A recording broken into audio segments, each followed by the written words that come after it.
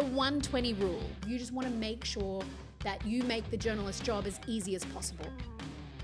So there's a rule that I've shared with organizations and spokespeople over the past decade that helps them deliver their media messages articulately, with clarity and precision, and with the highest level of effectiveness. It's called the 120 rule. And if you want to learn how to be a better spokesperson or teach someone how to be a better interviewer, this episode of Maybe Pod is for you. So glad you're joining us today. My name is Clift. I am founder and CEO of international public relations agency Maybe, who is bringing you today Maybe Pod. Thanks for tuning in. We drop a new episode every single week, and we'd love for you to like, follow, and subscribe wherever you get your podcasts as we dive in every week into what I call your open countercultural PR playbook. So we unpack great and effective PR, what it is, one episode at a time. So the 120 rule was derived from my time working as a spokesperson in Australia. I was working as one of the lead spokespeople for one of the biggest charities in the country. We achieved about 8,000 media clips a year. So it's a very high volume of print, radio, and a lot of TV clips. In fact, if we looked at it and averaged out any given year, we would be on TV several times a week on average. And why I'm calling out TV specifically is because the 120 rule finds its roots in TV interviews. But what we learn from it can apply to any other interview format that you might find yourself in: print, online, digital, or radio. And it comes from the fact that during a news program, a journalist would put together a story, package it up, that would last for no longer than 1 minute and 20 seconds. So what does this teach us about public relations? What is the 120 rule and what can we learn from it? If we take a step back and you consider the fact that an entire packaged news story, so that includes the journalist's piece to camera, interviews with multiple spokespeople, B-roll footage, maybe some animation, doesn't exceed, on average, 1 minute and 20 seconds, it means then that it's ideal that your sound bites within that packaged news story are 10 to 15 seconds or less. And the 120 rule really helps us put ourselves in the shoes of a journalist and think of it from their perspective. They've got to tell sometimes very complex stories in a very short time frame. And they've got to put multiple voices into that time frame and ensure that the entire story gets across to public audiences in a way that's easily understandable. It's tricky, there's conflicting priorities, and from a PR perspective, you just want to make sure that you make the journalist's job as easy as possible. So what does that mean for us? Well, we want to harness our ability to give efficient, clear, quick answers to questions that fit within that 10 to 15 second soundbite, and do it in a way that contains all of the relevant key information where possible. 10 to 15 seconds isn't a lot, so we have a lot of work to do. Definitely easier said than done. So let's continue to work it back and put ourselves in the shoes of a journalist who needs to communicate all of this complex information in a full story in 1 minute, 20 seconds. Consider how much content and context they need to fit into that short time frame. And then you want to consider how the component of your interview fits within the broader story arc and achieves what you want it to from a PR perspective. So where do we begin? We work on brevity.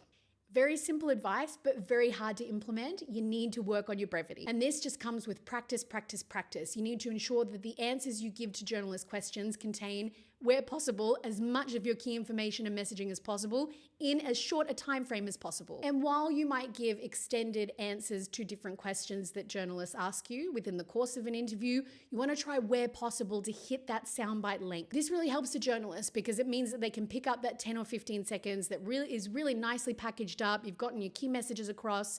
It's articulate. It's understandable to the audience, and they can easily place it into the story. It's harder to cut, and you'll see this next time you watch the news when people are being interviewed, in many cases, someone who's rambling. So the cut isn't as clean, succinct, or sharp as it could be. That's because the person hasn't worked on brevity. So the 120 rule forces us to consider context, the story from the perspective of the journalist, and how we approach the content that we provide in the interview. And what did I say before? The only way to get better at being brief and articulate is to practice, practice, practice. We've all heard about the concept of the elevator pitch, you being able to explain your personal story or the story of your organization to a group of people, an individual, in the time it takes to take a ride in an elevator. Consider then that it's more important in a shorter time frame to do so in media interviews. So I advise clients, and I used to do this myself, to do full preparation notes for a media interview. It could be a couple of pages long. Write out your background, your context, everything that you want to get across in the media interview, and then go back and pull out the key messages that you can put into 10 to 15 second sound bites. So the key here is to over-prepare all of your messaging. It makes it easier then to go back and be brief when you're preparing your lines for the interview.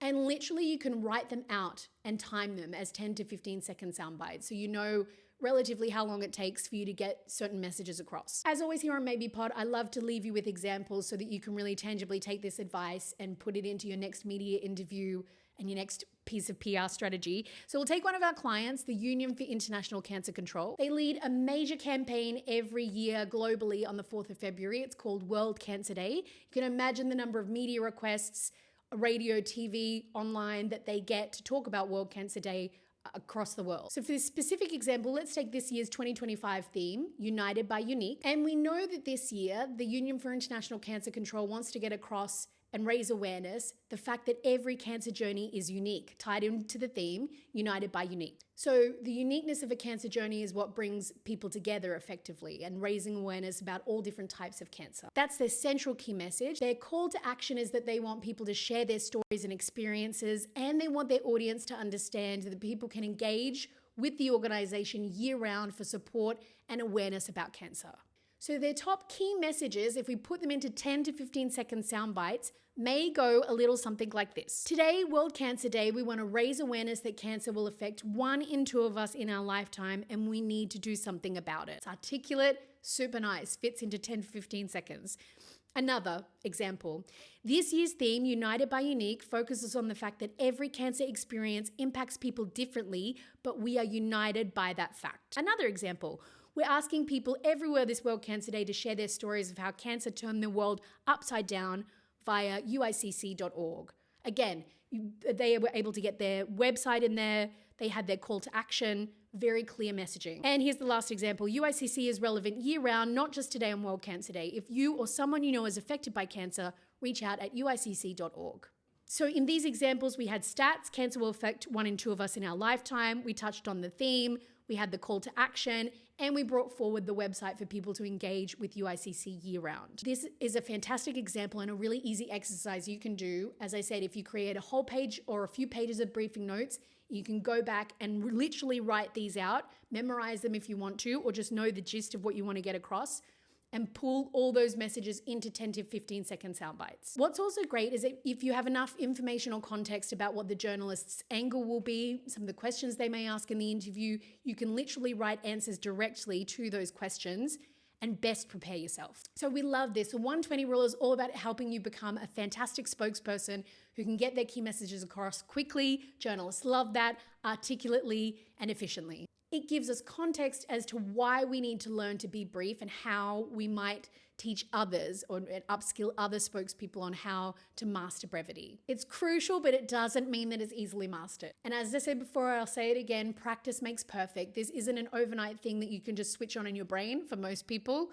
You're gonna have to work at it interview after interview, but you will get there. Promise you from experience. The 120 rule, you can take it away today and really practically start to use it in your next interview or in media training, great spokespeople within your organization. We love rules here on Maybe Pod, and that's one I hope really helps you out in your next interview. Thank you so much for tuning in. As I said, we drop a new episode every week. This is your open countercultural PR playbook, and we unpack that playbook 1 episode at a time. So let us know anything you'd like us to cover on communications, public relations. We'll dive into it in subsequent episodes. And if this helped you out, feel free to share it with a friend. And we will see you next time, next week, wherever you get your podcasts. Have a great week and see you soon.